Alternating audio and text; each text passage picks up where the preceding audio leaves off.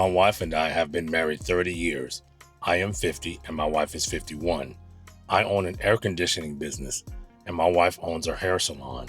We are both hardworking and have done well for ourselves. We have 2 kids, a daughter who is 21 and a son who is 23. They are both out of the house. My wife has always been trustworthy. She has never done anything in the 3 decades we have been married to make me think twice about her fidelity. She was always where she said she was going to be, and she always came home when she said she would. She would always notify me if she was coming home late from the salon. But this year, in 2022, things started to change. Little, subtle changes, but I took notice. You heard what he said, right? He said he took notice. Her attire started to change a tad bit. She was coming home an hour or 2 later, but that wasn't the part that bothered me. It was her not notifying me and letting me know, which she had always done in years past. So one day she came home from the salon. She came in, greeted me like she normally does, and said she had to use the bathroom. She ran into the master bedroom where our bathroom is. After about 20 minutes, it dawned on me that she was still in the bathroom. I didn't say anything. It sounded like she was whispering, and the only words I heard were, "I will see you tonight, sweetie." At that point, I knew we didn't have any plans, so I thought maybe she was going to see one of our kids. I grabbed my phone and texted both of my kids and asked them if they were planning to see their mother this evening. Both of my kids said no, they hadn't talked to their mom in a few weeks. After talking to my kids, I started to get suspicious, and then I started following her. I would take off from work early and follow her to see what she was up to. I had different work vans, so she didn't know who was driving the vans. Most days she would go to the salon, but there were days that she would go somewhere else, like the mall or a clothing store. I never said anything to her about my suspicions because I didn't want to upset her or start an argument. I wanted to make sure I had solid proof, if any, of her doing something she wasn't supposed to be doing. Yep, that's exactly how you're supposed to do it. Get evidence first, then confront. My 4th day of following her, I noticed she drove 30 minutes to a neighboring city. When I saw this, I thought, where is she going? But when she pulled into the hotel, my heart started racing. I pulled into the hotel parking lot and took out my phone. I didn't get out. I started recording, but to my surprise, she never went past the front desk. It looked like she was talking to the woman behind the desk. Then she came out, got into her car, and left. I waited about 5 minutes after her, then I left. On the way back to my shop, my wife sent me a text saying, "I'm going to be working late tonight, so don't wait up for me." I thought something was up. She just left the hotel and is now telling me she will be working late. The next thing I did when I got back to my shop, I went online to check my credit card statements for the last 3 months. I wanted to see if she had ever used any of my credit cards to pay for this hotel, and there were no charges on any of the 4 credit cards that I have, so I was a little stumped. She has her own credit cards, so I had no way of knowing.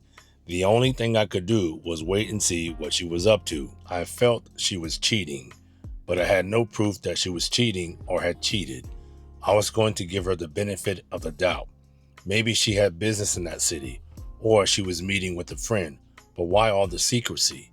The following weekend, we had plans to go out of town with some friends to a cabin. My wife told me she had to work late on Friday, and she would meet me at the cabin.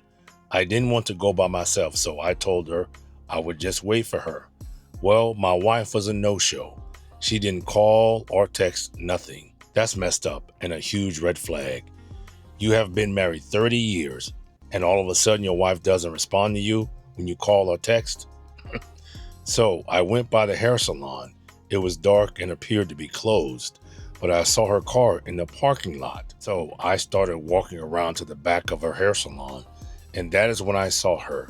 She was in the back in a secluded area with some young guy, kissing him, embracing him, and this guy was all over her. I couldn't believe my eyes. I felt like I was going to be sick. I wanted to confront her, but I also wanted to get proof.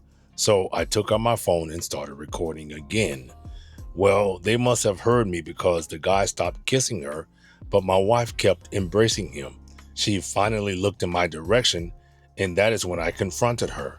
She tried to give me an excuse, but I laughed and just walked off. Not everyone can keep their cool like this guy did. On the way to my car, I called my friends we were supposed to go with to the cabin and canceled. I was so upset I couldn't even speak. I drove home, and when I got home, I packed a small bag and left. I went to a hotel to stay for a few days to get my head together. My wife called and texted me numerous times, but I didn't respond. I didn't want anything to do with her. The next day, I decided to take the day off and call some divorce lawyers to see what divorce would have in store for me. But I got a strange phone call from one of my wife's friends. My wife's friends wanted to know where I was. I told her I was okay and didn't want to disclose my location. Then she said she had something to tell me. I interrupted her and told her I already knew that my wife is cheating on me. I called her. My wife's friend said, "That's not the first time your wife has cheated on you." I said, "What? What are you talking about?" She tells me that my wife had a one-night stand the day before our wedding. I said, "No way." She says, "No, I'm not lying." She told me everything. My wife was so drunk she doesn't even remember who the guy was. I said, "Are you sure?" My wife's friend told me that my wife begged her not to say anything. I said to her, "Why wait 30 years later to tell me?" "Because your wife told me if you ever found out, she would lose you forever." I was in shock. I couldn't believe what I was hearing. After that conversation, I called the divorce attorney. I asked the attorney for advice about finances. The only thing would be the house and the cars. No alimony because she makes almost as much as I make, and no child support because the kids are grown. I decided to stay in the hotel for a few more days. I needed time to think about everything. I called my wife and told her I knew about the one-night stand in addition to catching her cheating on me, and that I wanted a divorce and already had conferred with an attorney. The attorney said since she had her own business, alimony wouldn't be an issue. I make just over $150,000 per year, and my soon-to-be ex-wife makes about $130,000 per year. I tried to settle this on my own. I told my soon-to-be ex-wife that we just needed to sell the house and split the proceeds. My wife wanted to keep the house and said she would buy me out. I told her I was okay with that. I told her I didn't want to drag this out. I said, "Give me $150,000. The house had over $400,000 in equity. So I told her I wanted $150,000 and she could keep the house. My wife agreed.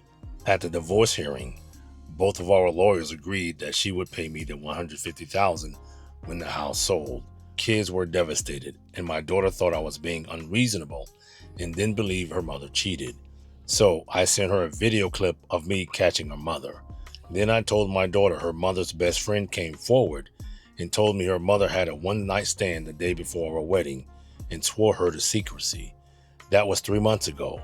The house has since sold, and I got my $150,000. My ex-wife has been trying to reach out to me, but I don't want anything to do with her. Since then, my daughter has alienated her mother and apologized for not believing me. My son also doesn't speak to his mother. I told my kids they can't hold a grudge against their mother forever. As for my ex-wife's best friend, they no longer speak. Her friend told me she lost respect for my ex-wife for what she did. Fast forward another week, my daughter calls me and tells me that my ex-wife was diagnosed with cancer, but the doctors say it's treatable. I'm conflicted about what to do. On one hand, I don't want my ex-wife to suffer, but on the other hand, I won't forgive her for what she did. My daughter pleaded with me to reach out to my ex-wife and help her through this difficult time, but I don't know if I can. I know I have to practice what I preach, and I need to forgive my ex-wife, but it's hard. I eventually forgave my ex-wife and told her I wasn't doing this for her. I was doing it for our daughter and myself because holding on to this anger was eating me up inside. Thank you for getting this far. I have never shared anything about my life in a public forum. Well, it's a shame that someone has to go through a divorce being married to someone for over 30 years and betrayal ends the marriage. Sad. I have been making videos for almost 5 years, but lately I've noticed some women throwing around passive-aggressive comments trying to spin the narrative with men this or men cheat too.